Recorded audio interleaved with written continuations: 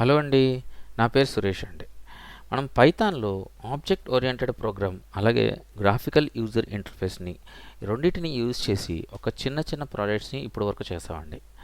But ప్రతి ప్రాజెక్ట్లోనూ మనం enter చేసే డేటా ఏదైతే ఉందో అది ఎక్కడా కూడా పర్మనెంట్గా సేవ్ చేయలేదండి. ప్రతిసారి అప్లికేషన్ క్లోజ్ చేసినప్పుడల్లా క్లోజ్ చేసి మళ్ళీ రీఓపెన్ చేసినప్పుడల్లా కొత్త డేటాని ఎంటర్ చేయాల్సి వచ్చేదండి. అయితే ఆ డేటాని పర్మనెంట్గా స్టోర్ చేయాలి అని అంటే మనం ఏదో ఒక డేటాబేస్ని హెల్ప్ తీసుకోవాలండి. అంటే ఆ డేటాబేస్లో మనం ఏదైతే ఎంటర్ చేస్తున్నామో ఆ డేటాబేస్లో స్టోర్ చేసి ఓకే, సో అప్లికేషన్ని మళ్ళీ రీఓపెన్ చేసినప్పుడు ఆ డేటాబేస్ నుంచి రిట్రీవ్ చేసుకోవాలన్నమాట అండి. అలాగా మనం ఒక డేటాబేస్ హెల్ప్ తీసుకోవాల్సి వస్తుంది అనమాట. సో ఆ డేటాబేస్ని మనం హెల్ప్ తీసుకోవాలంటే మన సిస్టంలో ఆ డేటాబేస్ అయినా ఉండాలండి. లేదా మన దగ్గర ఒక సర్వర్ ఉంటే ఆ సర్వర్లో డేటాబేస్ ఉంటే సో దాన్ని కూడా యూస్ చేసుకోవచ్చు అనమాట. అయితే ఈ డేటాబేస్లు అనేది ఎస్క్యూఎల్ డేటాబేస్ అని, నో ఎస్క్యూఎల్ డేటాబేస్ అని, లేదా ఫైల్ సిస్టంలో సేవ్ చేయడం అని ఇలా రకరకాలుగా సేవ్ చేస్తారండి డేటాని. అయితే ఈరోజు మీకు ఎస్క్యూఎల్ గురించి చెప్తానండి. సో ఎస్క్యూఎల్ని మన సిస్టంలో ఎలా ఇన్స్టాల్ చేసుకోవాలి, అలాగే ఆ ఎస్క్యూఎల్తో మనం ఎలా కనెక్ట్ అవ్వాలి అనే విషయాలు మీకు ఈరోజు చెప్తానండి. ఓకే, సో ముందుగా ఎస్క్యూఎల్ని ఎలా ఇన్స్టాల్ చేసుకోవాలి అన్న విషయాన్ని మీకు చెప్తానండి. సో ఎస్క్యూఎల్ని ఇన్స్టాల్ చేసుకోవాలి అంటే ఇక్కడ ఒక ప్యాకేజ్ ఉందండి. ఇక్కడ జాంప్ డౌన్లోడ్ అండి. ఇక్కడ ఆల్రెడీ చూడండి నేను డౌన్లోడ్లో పెట్టాను. ఓకే, జాంప్ డౌన్లోడ్ చూడండి, XAMPP డౌన్లోడ్ అని టైప్ చేయండి. గూగుల్లోకి వెళ్ళి టైప్ చేసిన తర్వాత ఫస్ట్ లింక్ ఉంది చూడండి, అపాచీ ఫ్రెండ్స్. కనిపించట్లేదని అనుకుంటున్నాను, కొంచెం జూమ్ చేస్తున్నాను. Apache friends.org. ఓకే, దాన్ని క్లిక్ చేయండి. క్లిక్ చేస్తే మీకు ఇక్కడ XAMPP for Windows, XAMPP for Linux, XAMPP for Mac అండి, OXX అంటే. ఓకే, అలాగే మనకున్న మూడు ఓఎస్లకి సంబంధించిన డౌన్లోడ్ ఫైల్ అయితే మనకి ఇస్తారనమాట అండి ఇక్కడ. సో ఈ డౌన్లోడ్ ఫైల్ని డౌన్లోడ్ చేసుకుని సో ఇన్స్ట్రక్షన్స్ ఫాలో అవుతూ ఇన్స్టాల్ చేసుకోండి. సో ఇన్స్టాల్ చేసుకుంటే ఈ జాంప్ ఏం చేస్తుందంటే అండి మనకి ఒక MySQLని మేనేజ్ చేయడానికి ఒక అడ్మిన్ లాగా ఇచ్చిద్ది అనమాట అండి. సంథింగ్ లైక్ దిస్ వన్ అనమాట. చూడండి ఇక్కడ చూసారా, ఇక్కడ అన్ని డేటాబేస్లు అన్నీ ఇక్కడే ఉంటాయి. ప్రతి డేటాబేస్ని మనం యాక్సెస్ చేయొచ్చు. సో దాంట్లో డేటా ఏముందో చెక్ చేయొచ్చు. అలాగా ప్రతిదీ కూడా మనకి ఇక్కడికి వచ్చేస్తుంది అనమాట. యాక్చువల్లీ ఇది ఏంటంటే అండి, జాంప్ అనేది ఒక స్మాల్ సర్వర్ లాంటిదండి, మన లోకల్ సర్వర్ లాంటిది అనమాట అండి. సో ఇందులో మనం ఏదైనా వెబ్ అప్లికేషన్స్ చేస్తున్నాం అనుకోండి, ఆ వెబ్ అప్లికేషన్స్ని కూడా మనం ఇందులో హోస్ట్ చేసుకుని ముందుగా మనం డెస్క్టాప్లో చెక్ చేసుకుని ఓకే బాగుంది అనుకుంటే ఆ తర్వాత సర్వర్లోకి పుష్ చేయొచ్చు అనమాట. ఓకే, సో అలాంటివి ఈ జాంప్లో చేసుకోవచ్చండి.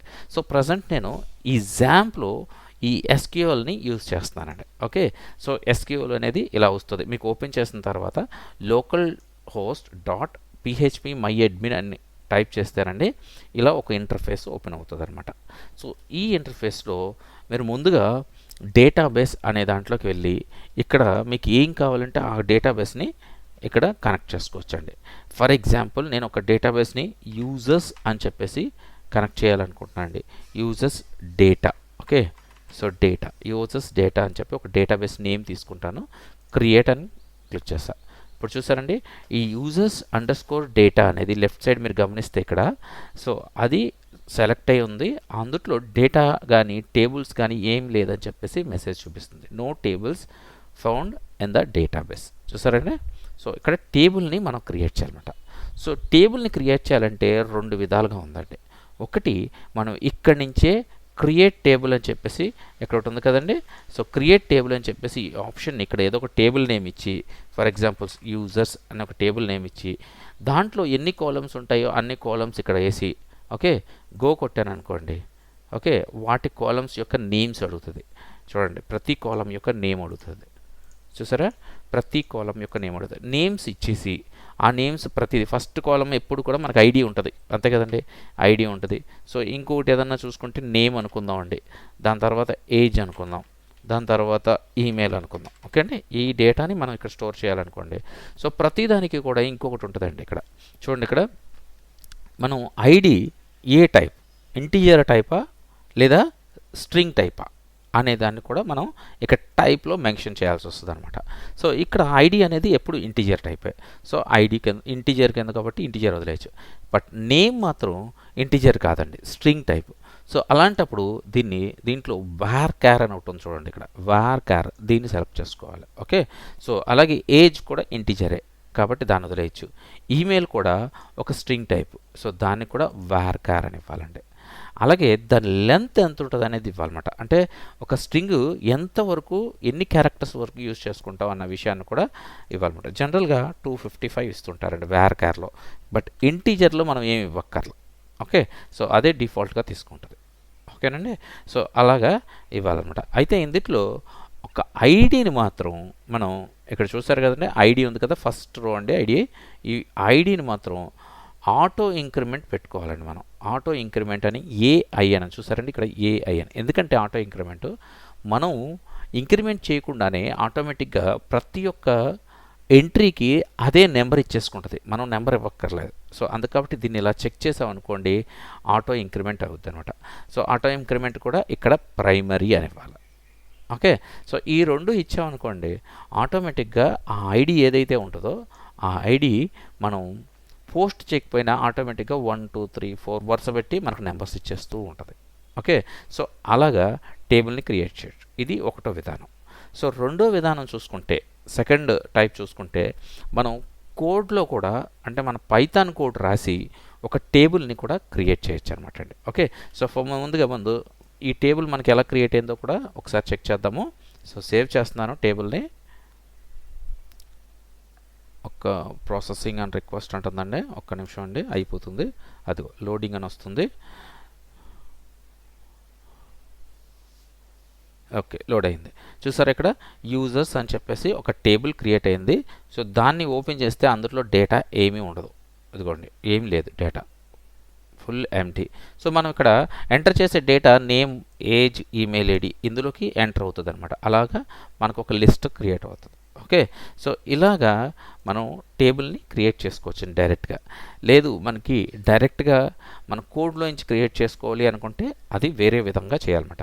సో ఈరోజు మీకు కోడ్లోంచి ఒక టేబుల్ని ఎలా క్రియేట్ చేయాలి, అలాగే ఈ MySQLని ఎలా కనెక్ట్ చేయాలి అన్న విషయాన్ని చూపిస్తానండి. ఓకే, సో దీని ప్రస్తుతానికి నేను డిలీట్ చేసేస్తానండి. ఇక్కడ డిలీట్ అంటే డ్రాప్ అని. ఓకే, డిలీట్ అంటే డ్రాప్ అండి. డ్రాప్ అంటే టేబుల్ డిలీట్ అయిపోతుంది అనమాట. సో ప్రస్తుతం 0 టేబుల్స్, ఇక్కడ టేబుల్స్ లేవు, చూసారు కదా. సో ఇప్పుడు మనం కోడ్లోకి వెళ్దాము.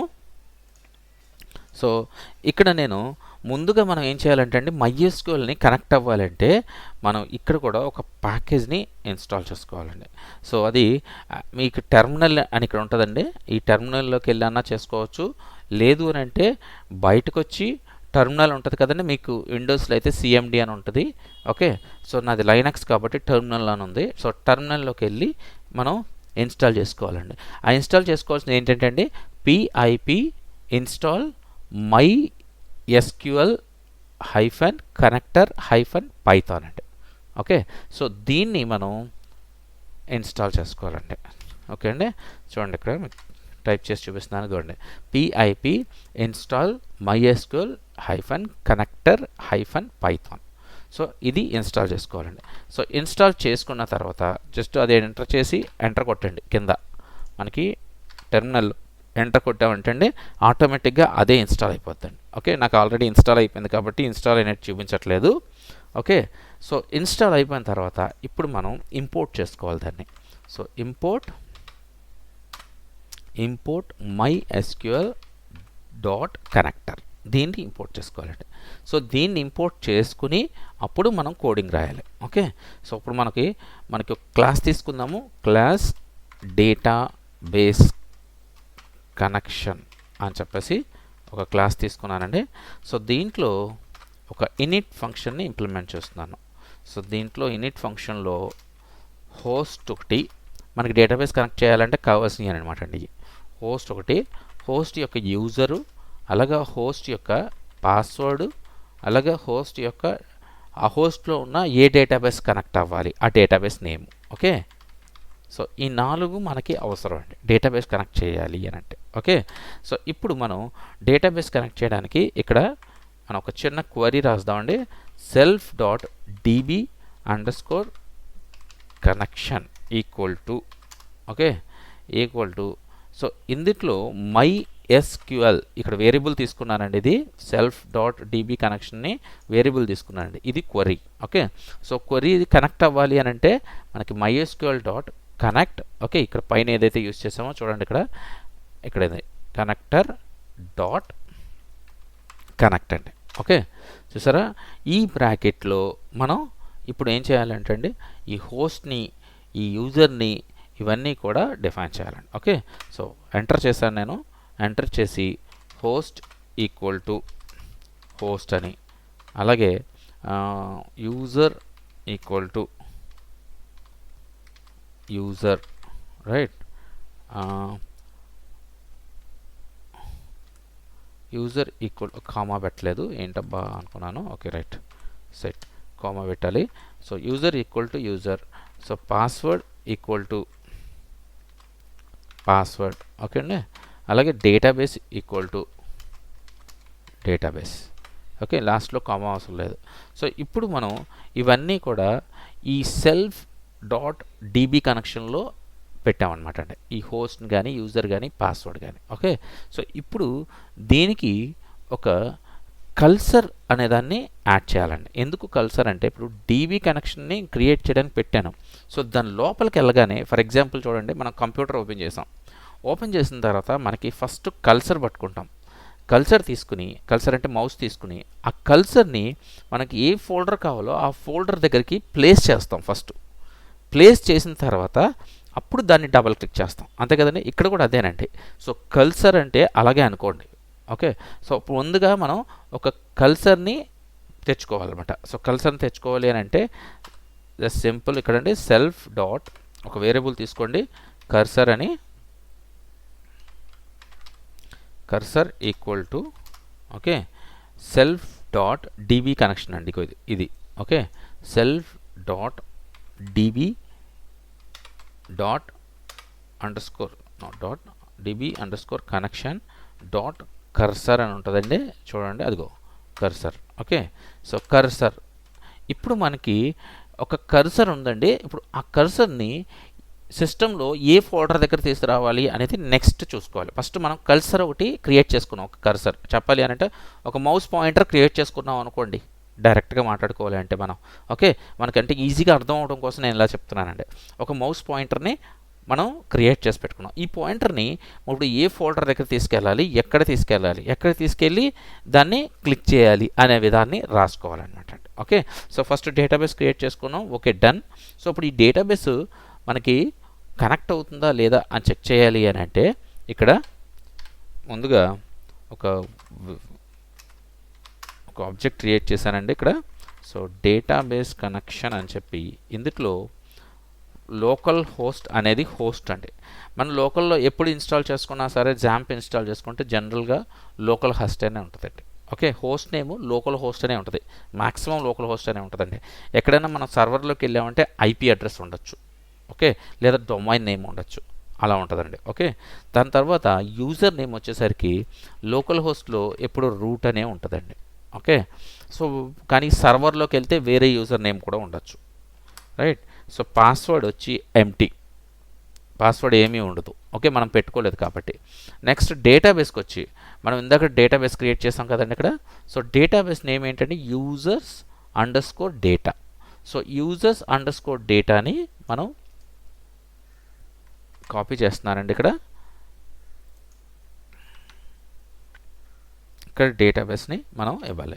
So users under score copy అవ్వలేదు బట్ మాన్యువల్గా రాసేద్దాం users under score data. Okay so users under score డేటాని ఇవ్వండి యూజర్ అండర్ స్కోర్ డేటాని మనం ఇక్కడ ఇచ్చేస్తాం. ఇప్పుడు డేటాబేస్ కనెక్ట్ అయిందా లేదా మనం తెలుసుకోవాలి అంటే ఒకసారి దీన్ని రన్ చేద్దామండి. ఎర్రర్స్ వచ్చింది అంటండి కనెక్ట్ అవ్వలేదని అర్థం. ఎర్రర్ రాలేదనుకోండి కనెక్ట్ అయింది అని అర్థం. ఓకే సో రన్ చేశాను. యా కరెక్ట్ సక్సెస్ఫుల్ అండి. అసలు మనకి ఎర్రరే రాలా అంటే డేటాబేస్లోకి కనెక్ట్ అయ్యిందనమాట. ఓకే. సో కనెక్షన్ ఇలాగ ఇచ్చుకోవాలండి. సో డైరెక్ట్గా మనం ఈ క్లాస్ రాయకుండా ఆబ్జెక్ట్ ఓరియంటెడ్ ప్రోగ్రామ్లో రాయకపోతే డైరెక్ట్గా మనం host is equal to something, user equal to root అని, పాస్వర్డ్ ఎంటీ అని ఇలా డైరెక్ట్గా మనం ఒక వేరియబుల్లో ఇచ్చేసుకుని ఆ వేరియబుల్ని కాల్ చేసుకుంటే అయిపోతుంది. బట్ ఇక్కడ మనం ఆబ్జెక్ట్ ఓరియంటెడ్ ప్రోగ్రామ్లో రాస్తున్నాం కాబట్టి సో ఇలా ఇచ్చారు. ఓకే. సో ఇప్పుడు మనం ఇందాక ఏదైతే టేబుల్ మాన్యువల్గా క్రియేట్ చేసామో ఆ టేబుల్ని ఇప్పుడు ప్రోగ్రామటికల్గా ఎలా క్రియేట్ చేయాలన్న విషయాన్ని నేను మీకు చెప్తానండి. ఓకే. సో ఒక చిన్న ఫంక్షన్ తీసుకుంటున్నానండి, method. Okay. So create table. Okay. So దాని నేమ్ వచ్చి క్రియేట్ టేబుల్ అని పెట్టుకున్నాను. సో ఇందులో ఇప్పుడు టేబుల్ క్రియేట్ చేయడానికి ఒక క్వరీ ఉంటుందండి. అంటే ఇందాక మీకు MySQL ఇక్కడ చూసారండి, ఇక్కడ MySQL dot connector dot connect అని ఎలా ఇచ్చానో సేమ్ థింగ్ అలాగే ఒక క్వరీ ఉంటుందండి టేబుల్ క్రియేట్ చేయడానికి కూడా. ఓకే.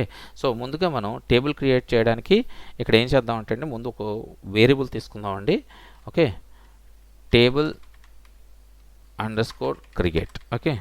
ఒక వేరియబుల్ తీసుకున్నాను, ఆ వేరియబుల్లో ఇప్పుడు క్వరీ రాస్తున్నానండి. సో క్వరీని డబల్ కోట్స్లో రాయాలండి మధ్యలో. ఓకే. సో డబల్ కోట్స్లో మధ్యలో రాయాలన్నమాట. ఆ క్వరీ ఏంటి అని అంటే క్రియేట్, చూడండి జనరల్ లాంగ్వేజ్ అండి ఇది, క్రియేట్ టేబుల్. ఒక టేబుల్ని క్రియేట్ చేసి అది కూడా ఇఫ్ నాట్ ఎగ్జిస్ట్. ఓకే. లేకపోతే క్రియేట్ చేయమని. ఏం క్రియేట్ చేయాలి, మనకి ఒక టేబుల్ నేమ్ పెట్టుకోవాలి, యూజర్స్. ఓకే. మనకి టేబుల్ లేకపోతే యూజర్స్ అనే టేబుల్ని క్రియేట్ చేయమని చెప్పి ఆ స్టేట్మెంట్ అండి, create table if not exist users. చూసారా సింపుల్గా. సో ఇలాగా సింపుల్గా ఉంటాయి అనమాట. ఈ క్వరీస్ మనం తెలుసుకోవాలండి ఈ డేటాబేస్తో వర్కౌట్ చేయాలంటే. ఎందుకంటే క్రియేట్కి ఉంటుంది, అలాగే మనం ఇన్సర్ట్ చేయాలంటే దానికి ఒక క్వరీ ఉంటుంది, అలాగే ఫెచ్ చేసుకోవాలంటే ఒక క్వరీ ఉంటుంది, అలా ప్రతిదానికి ఒకటి ఉంటుంది అనమాట. సో ఇప్పుడు మనం క్రియేట్ టేబుల్ గురించి మాట్లాడుకుంటున్నాము. So create table if not exist user అంటే యూజర్ అనేది లేకపోతే క్రియేట్ చేయమని, ఉంటే అవసరం లేదు. ఓకే. సో ఎక్కడ క్రియేట్ చేయాలనేది మనం ఆల్రెడీ డేటాబేస్ నేమ్ ఇచ్చేసాం. సో దాని గురించి మనం ఆలోచించాల్సిన అవసరం లేదు. ఇక్కడ బ్రాకెట్ ఓపెన్ చేసుకోండి, రైట్. సో ఇప్పుడు ఈ బ్రాకెట్లో ఓకే. సో ఎంటర్ చేస్తున్నానండి. ఎంటర్ చేస్తే ఈ డబల్ కోట్స్ అనేవి ఉన్నాయి చూసారండి, మనకి ఎంటర్ చేసినప్పుడు ఈ సింగిల్ డబల్ కోట్స్ వర్కౌట్ అవ్వండి, ఒకే లైన్లో రావాలి, ఒకే లైన్లో రాయాలి. మనం ప్రింట్ స్టేట్మెంట్లో మనం ఆల్రెడీ నేర్చుకున్నాం ఇది. ఒకే లైన్లో రాస్తే ఈ డబల్ కోట్స్ సరిపోతాయండి. బట్ మల్టిపుల్ లైన్స్లో రాయాలి అనుకుంటే ఇక్కడ త్రిబుల్ పెట్టాలండి. ఓకే. సో త్రిబుల్ పెడితే మనం మల్టిపుల్ లైన్స్లో కూడా ఈ స్టేట్మెంట్ రాసుకోవచ్చు అనమాట. ఓకే. సో ఇక్కడ నుంచి రాసుకుంటూ వెళ్దామండి. సో ఇక్కడ ముందుగా మనకి కావాల్సింది ఏంటండి, టేబుల్ నేము. ఆ టేబుల్లో మనకు కావాల్సింది ఒకటి ఐడి కావాలి ఫస్ట్, దాని తర్వాత నేమ్ కావాలి, దాని తర్వాత ఏజ్ కావాలి, దాని తర్వాత ఈమెయిల్ కావాలి. ఓకే. సో ఇందాక మనం క్రియేట్ చేసినప్పుడు కూడా మీకు గుర్తునే ఉంటుంది. సో ఫస్ట్ మనం ఐడిని ఎలా చేసామండి, ఐడిని అది ఇంటిజరా వార్కారా అని చెప్పాం. So ID integer, so INT అని పెట్టాలి. ఐఎన్టీ పెట్టిన తర్వాత అది ఆటో ఇంక్రిమెంట్ అని రాసామండి మనం, గుర్తుందో లేదా మీకు, ఎందుకంటే ఒక చెక్ బాక్స్ చేసాం ఆటో ఇంక్రిమెంట్ అని. సో అది కూడా ఇక్కడ రాయాలండి, auto underscore increment. Okay. So auto increment అని రాసిన తర్వాత స్పేస్ ఇచ్చి తర్వాత అది ప్రైమరీ అని చెప్పామండి. ఓకే. సో ప్రైమరీ కీ, అది ప్రైమరీ కీ అంటే ఇది ఆటో ఇంక్రిమెంట్ ప్రైమరీ కీ అనమాట. సో మనం దీన్ని ఇలాగ టెక్స్ట్లో డిఫైన్ చేయొచ్చు. కామా నెక్స్ట్ ఫీల్డ్ ఏంటంటే మనకి, సో నెక్స్ట్ ఫీల్డ్ వచ్చేసరికి నేమ్. సో నేమ్ని వార్ క్యార్లో పెట్టాం. ఓకే. సో నేమ్ వార్ క్యార్లో బ్రాకెట్లో 255 క్యారెక్టర్స్. ఓకే. సో అలాగే ఏజ్, కోమా పెట్టలేదండి, కోమా పెట్టాలి, ప్రతి ఒక్క ఫీల్డ్ తర్వాత కోమా పెట్టాలి. ఓకే. సో ఏజ్ కూడా ఇంట్లో పెడుతున్నాం మనం. అలాగే ఈమెయిల్ నేమో మనం పెట్టేది వార్కార్లో పెడతాం, వార్కార్ 255. ఓకే. సో ఇంటి దగ్గర కామా పెడదాం, ఏజ్ దగ్గర పైన పెట్టలేదు. సో ఇలాగా దీన్ని మనం టేబుల్ని క్రియేట్ చేసుకోవాలన్నమాట. అంటే క్వరీ క్రియేట్ చేయాలంటే టేబుల్ యొక్క క్రియేట్ చేయడానికి టేబుల్ని క్వరీని ఇలా క్రియేట్ చేయాలండి. సో మనకి ఏ ఫీల్డ్స్ కావాలంటే ఆ ఫీల్డ్స్ ఇంట్ అయితే ఇంటూ, వార్క్యార్ అయితే వార్క్యారు, అలా ప్రతి దాంట్లో ఇవ్వాలన్నమాట. సో ఇప్పుడు మనకి టేబుల్ క్రియేట్ చేయడానికి క్వరీ రెడీగా ఉంది. ఇప్పుడు దీన్ని ఇప్పుడు మౌస్ పాయింటర్ దగ్గరికి తీసుకెళ్ళాలి మనం. అంటే మౌస్ పాయింటర్ కోసం మనం ఒకటి క్రియేట్ చేసుకున్నాం, సెల్ఫ్ డాట్ కర్సర్ అని క్రియేట్ చేసుకున్నాం. ఇప్పుడు మౌస్ పాయింటర్ ఉంది మన దగ్గర. మీకు అర్థం అవడం కోసం ఇలా చెప్తున్నాను. మీకు పాయింటర్ మన దగ్గర ఉంది, కర్సర్ మన దగ్గర ఉంది. ఇప్పుడు ఈ కర్సర్ని మనం యూజ్ చేసి ఈ క్వరీని ఎగ్జిక్యూట్ చేయాలన్నమాట అండి. ఓకే, ఎగ్జిక్యూట్ చేయాలంటే మనం కర్సర్ ఏ ఫోల్డర్ కావాలంటే ఆ ఫోల్డర్ దగ్గర తీసుకెళ్ళి డబల్ క్లిక్ చేస్తాం కదండి. సో ఆ డబల్ క్లిక్ని ఏమంటారండి, మనం ఆపరేషన్ చేస్తున్నాం, ఏదో ఆపరేషన్ చేస్తున్నాం. సో అలాగే ఇక్కడ కూడా మనం ఏం చేయాలంటే అండి, సో సెల్ఫ్ డాట్ కర్సర్, పైన కర్సర్ అని ఇచ్చుకున్నాం. ఇదిగోండి ఇక్కడ చూడండి, ఇక్కడ ఇదిగోండి పాయింటర్ని సెల్ఫ్ డాట్ కర్సర్ అని ఇచ్చుకున్నాం. Okay, cursor dot execute. ఇక్కడ మనం పాయింటర్ డబుల్ క్లిక్ చేస్తున్నాం కదండి, ఎగ్జిక్యూట్ అనమాట ఇక్కడ. సో ఎగ్జిక్యూట్లో మనం పాస్ చేయాల్సింది ఈ క్వరీ అనమాట అండి. ఓకే, సో ఈ ఎగ్జిక్యూట్లో ఈ క్వరీని పాస్ చేయాలి. సో పాస్ చేసామంటే మనకి ఏదైతే ఉందో ఈ మనం రాసిన క్వరీ ఉంది చూసారండి, ఈ క్వరీ అంతా కూడా ఈ కర్సర్ పాయింట్ మనం ఏదైతే అనుకున్నాం పాయింటర్ ఇప్పుడు డబల్ క్లిక్ చేసామండి, ఎగ్జిక్యూట్ అయింది. అయిన తర్వాత దాన్ని సేవ్ చేయడానికి మనం ఏం చేయాలంటే అండి, ఇక్కడ ఇంకొక క్వరీ రాయాలండి. ఏంటంటే డీబీ, మనం సెల్ఫ్ డాట్ డీబీ కనెక్షన్ పెట్టుకున్నాం కదండి.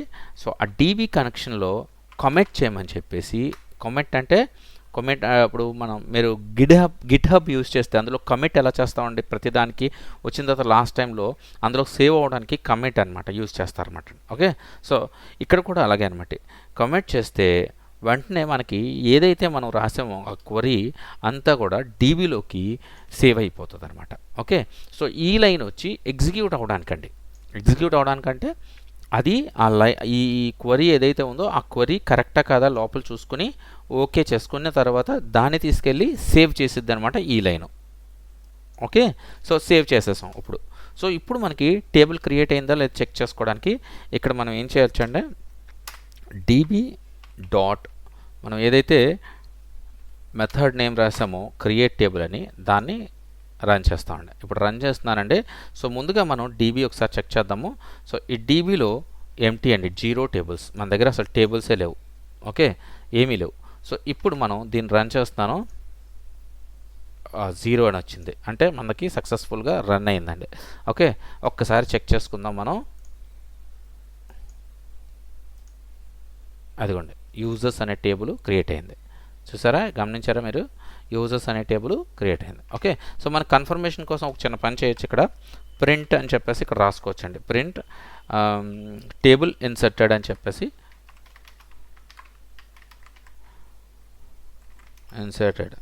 ఒక చిన్న మెసేజ్, అంటే రన్ చేసినప్పుడు చూడండి, మళ్ళీ రన్ చేస్తున్నాను, అదిగోండి టేబుల్ ఇన్సర్టెడ్. సెకండ్ టైం మళ్ళీ ఇన్సర్ట్ అవ్వదండి, ఎందుకంటే మనం ఇక్కడ ఇఫ్ నాట్ ఎగ్జిస్ట్ అని చెప్పి రాసాం. సో అందువల్ల సెకండ్ టైం అయితే ఇన్సర్ట్ అవ్వదు. చూడండి మళ్ళీ రీఫ్రెష్ చేస్తున్నాను ఇక్కడ, ఇది అదిగోండి ఒక్కసారి డిలీట్ అయింది, అదిగోండి చూసారా. సో మళ్ళీ ఒకసారి డ్రాప్ చేద్దాం, దీన్ని డ్రాప్ చేసి ఒక్కసారి మళ్ళీ చెక్ చేద్దాం. ఓకే, ఇప్పుడు ప్రస్తుతానికి ఏమీ లేదు మన దగ్గర. మళ్ళీ రీరన్ చేస్తున్నాను, అదిగోండి టేబుల్ ఇన్సర్టెడ్ అని మెసేజ్ వచ్చింది. సో ఒక్కసారి మనం డీబీలో చెక్ చేద్దాం. సో డీబీలో రీఫ్రెష్ చేశాను, అదిగోండి యూజర్స్ అనేది క్రియేట్ అయింది. సో యూజర్స్ కూడా ఎలా క్రియేట్ అయింది, స్ట్రక్చర్ ఒకసారి ఓపెన్ చేద్దాం. స్ట్రక్చర్ అని పక్కన ఉంటుంది చూడండి ఆప్షన్, బ్రౌజర్ పక్కనే స్ట్రక్చర్ ఉంది. సో ఐడి క్రియేట్ అయిందండి, సో ప్రైమరీ కీ కింద, నేమ్ క్రియేట్ అయింది వార్కార్ కింద, ఏజ్ క్రియేట్ అయింది ఇంటిజర్ కింద, ఈమెయిల్ క్రియేట్ అయింది వార్కార్ కింద. సో మనం అనుకున్నట్టుగా ప్రతిదీ కూడా క్రియేట్ అయిపోయింది. ఓకే, సో మన టేబుల్స్ ఏం క్రియేట్ అయినాయి కూడా చెక్ చేసుకోవచ్చు అనమాట ఇందులో. ఓకే అండి, ఐ థింక్ మీకు అర్థమైందని అనుకుంటున్నానండి. ఇప్పుడు టేబుల్ని ఎలా క్రియేట్ చేయాలనేది మీకు క్లియర్గా అర్థమైందని అనుకుంటున్నాను. ఇన్ కేస్ మీకు అర్థం కాకపోతే దయచేసి కమెంట్ చేయండి. ఓకేనండి, బాయ్ అండి.